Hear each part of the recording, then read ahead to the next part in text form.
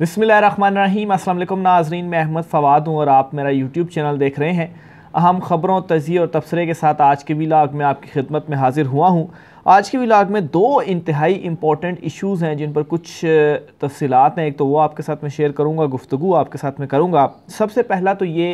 कि कल से जब से ख़ास तौर पर ये चालान जमा हुआ है साइफ़र केस का, जो चीज़ें ज़ेर बहस आ रही हैं वो इमरान खान साहब की सज़ा के हवाले से हैं। कुछ तो मैंने आपके साथ लास्ट व्लॉग में शेयर किया था कि इमरान खान साहब को मिनिमम 2 साल या मैक्सिमम 10 से 14 साल के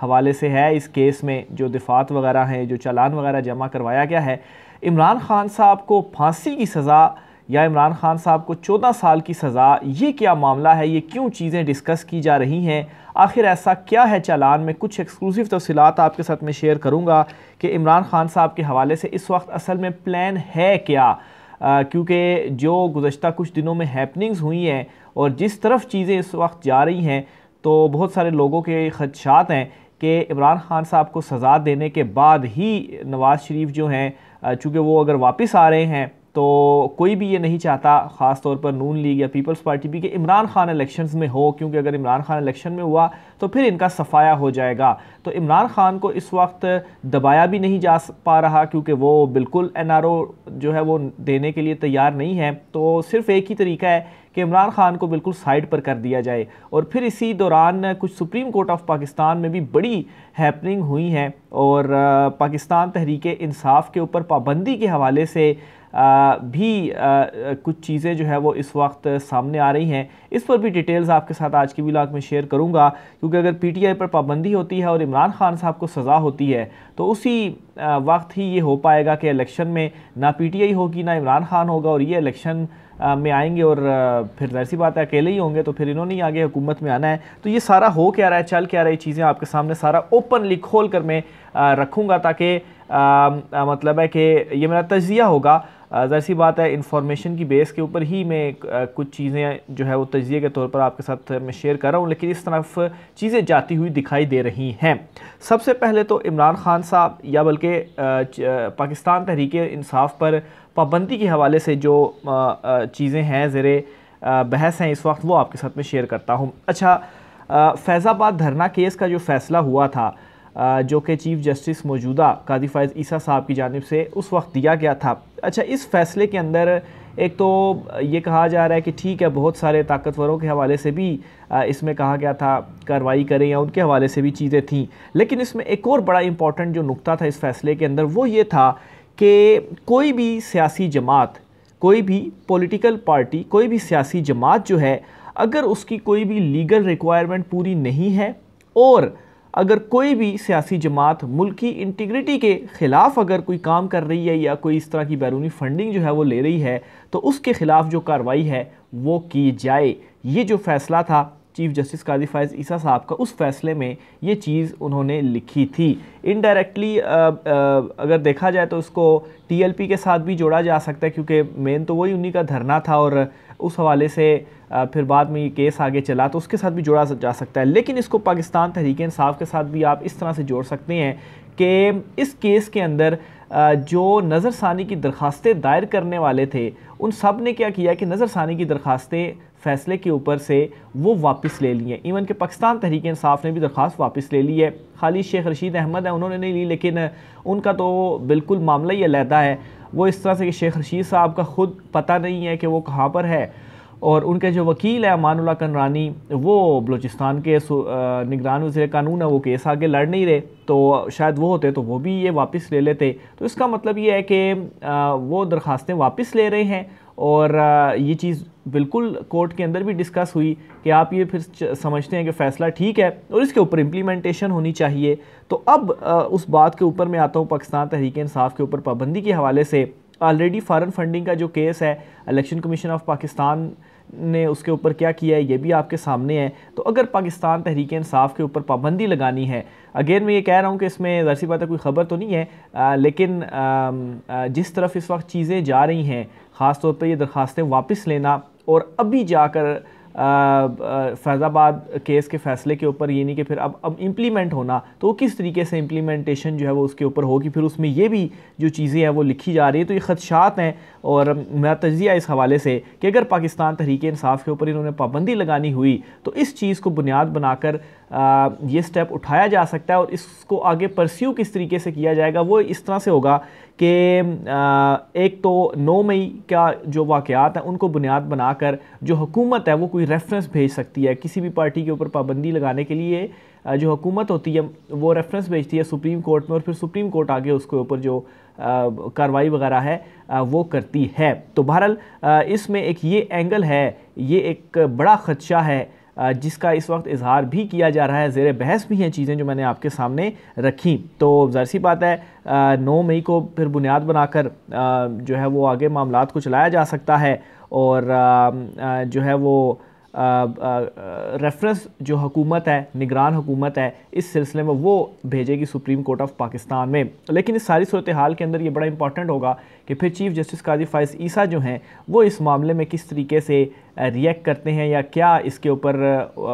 आगे वो किस तरह से बेंच बनाते हैं, क्योंकि ऑलरेडी जो उनका दौर है, उनके जो 14 महीने हैं, इनके ऊपर बहुत नज़र है कि वो किस तरीके से इन 14 महीनों में बतौर चीफ़ जस्टिस काम करते हैं। तो एक तो ये हो गया पाकिस्तान तहरीक इंसाफ के ऊपर पाबंदी और चीफ़ जस्टिस काजी फ़ाइज़ ईसा साहब का फ़ैसला, क्योंकि उनके फ़ैसले को देखा जाए और अगर 9 मई के हवाले से बुनियाद बनाया जाए तो फिर ज़ाहिर सी बात है उस फ़ैसले के ऊपर इसी तरीके से अगर इम्प्लीमेंट करना है तो उस फ़ैसले को बुनियाद बनाकर ये कह दिया जाएगा, देखें जी आपने अपने फ़ैसले के अंदर ये चीज़ लिखी हुई है, तो ये चीज़ें हैं, तो इसके ऊपर जो पाबंदी है वो लगाई जाए। एक चीज़ तो ये हो गई। दूसरे नंबर पर जो साइफ़र केस है इस वक्त इमरान खान साहब के ऊपर वो चल रहा है, इस केस में इमरान खान साहब को फांसी की सज़ा या उम्र कैद की सज़ा यानी कि 10 से 14 या 2 साल की सज़ा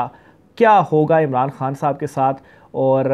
अगर इमरान खान साहब को सज़ा दी जाती है तो असल में उससे अचीव क्या होगा। एक चीज़ तो ये है कि पाकिस्तान तहरीक इंसाफ इलेक्शन अगर लड़ती है, इवन कि इमरान खान जेल में भी रहकर इलेक्शन लड़ते हैं, उनकी पार्टी को इलेक्शन में हिस्सा लेने दिया जाता है, वो इलेक्शन लड़ती है, तो इवन के सख्तियाँ और जेल में होने के बावजूद पाकिस्तान तहरीक इंसाफ जो है वो इलेक्शन जीतेगी। बेशक नवाज़ शरीफ वापस आते हैं या इवन कि ये धांधली भी करते हैं, अगर एक मरतबा अगर टर्न आउट 50% या 60% हुआ तो इनकी धांधली भी काम नहीं आएगी, क्योंकि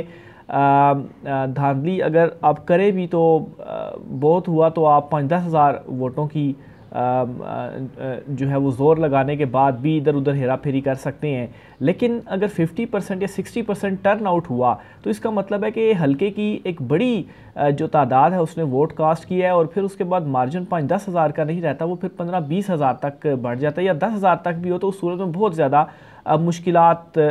होती हैं। तो असल अब मसला ये है कि अवाम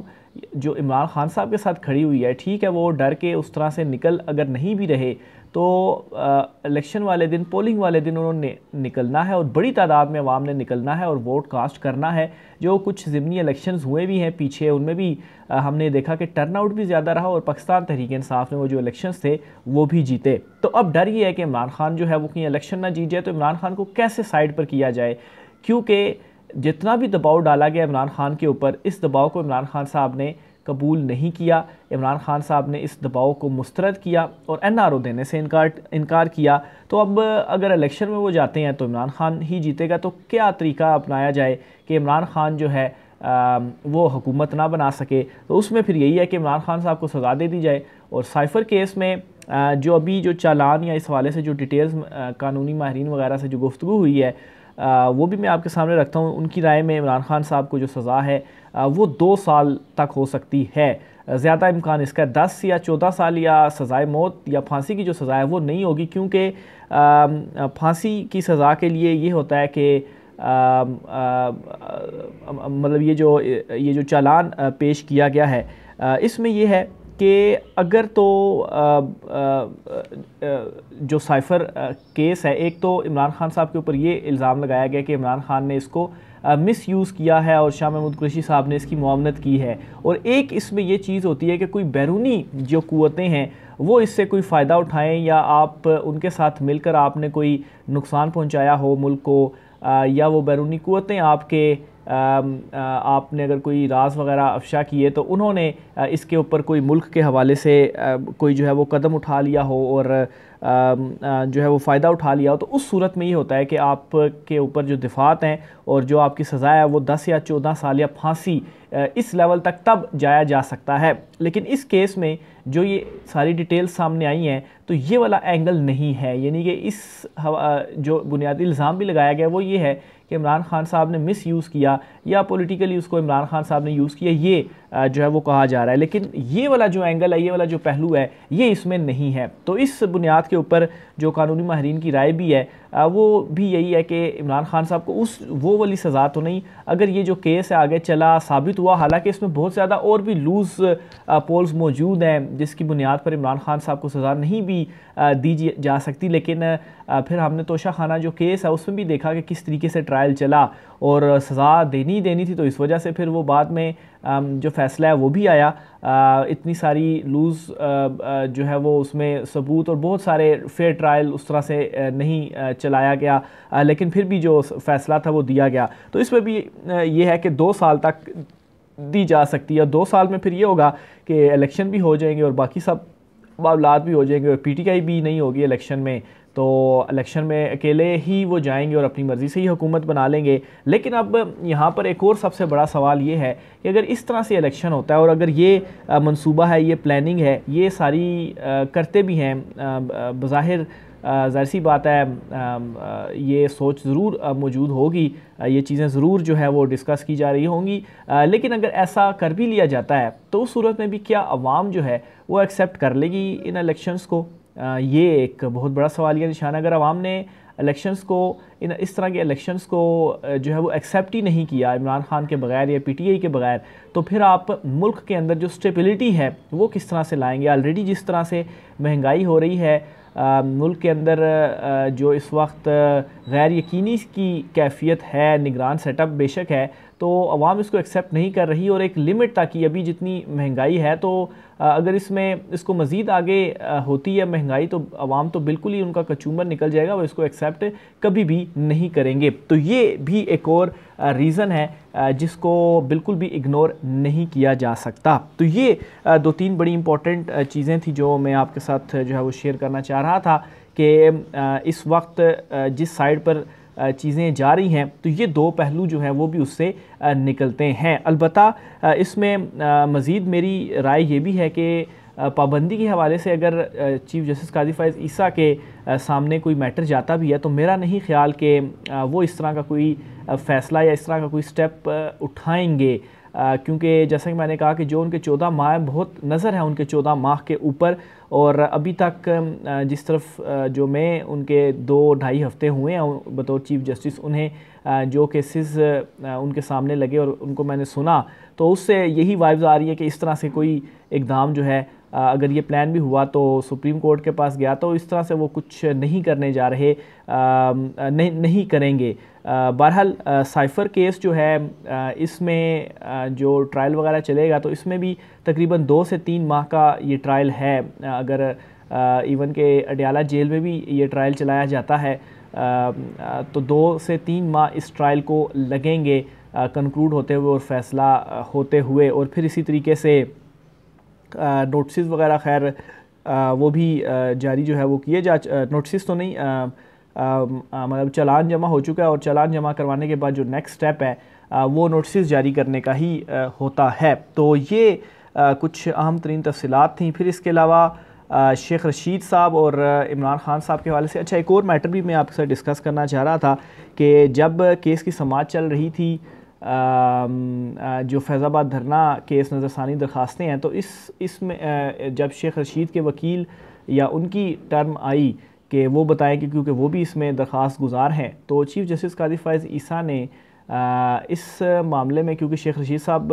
बिल्कुल गायब हैं, उन्हें अगवा किया है, उन्हें उठाया है, कहाँ पर है कोई किसी को पता नहीं, पुलिस भी उनको ऑन नहीं कर रही, तो चीफ़ जस्टिस काजी फ़ाइज़ ईसा साहब ने इस मामले के ऊपर कुछ बोला नहीं कि या कोई नोटिस नहीं लिया कि वो दरख्वास्त गुजार भी हैं और सबको मालूम है कि वो बिल्कुल गायब हैं, वो कहाँ पर हैं किसी को नहीं पता। तो इस मामले के ऊपर कोई नोटिस उन्होंने नहीं लिया, खामोशी ही उन्होंने इख्तियार किए रखी। हालांकि वो बार बार ये कह रहे थे कि जो दरख्वास्तें वापस लेने वाले थे या हुकूमत ने जो दरख्वास्तें वापस लीं, तो उनसे पूछ रहे थे कि आप किसके कहने के ऊपर वापस ले रहे हैं, आप डर क्यों रहे हैं, आप बताएं हमें। लेकिन यहाँ पर कोई उन्होंने कुछ रिमार्क्स या इस मामले को बिल्कुल ही उन्होंने इग्नोर किया। फिर इसी तरह से इमरान रियाज खान वाला भी मैटर जो है वो भी आपके सामने है, लेकिन उसके ऊपर भी कोई नोटिस वगैरह चीफ जस्टिस साहब की जानिब से नहीं लिया गया। तो बहरहाल ये कुछ आम तरीन तफसीलात थी जो आपके साथ में शेयर करना चाह रहा था। राय का असर कीजिएगा। मुझे इजाज़त दीजिए। अल्लाह हाफ़िज़।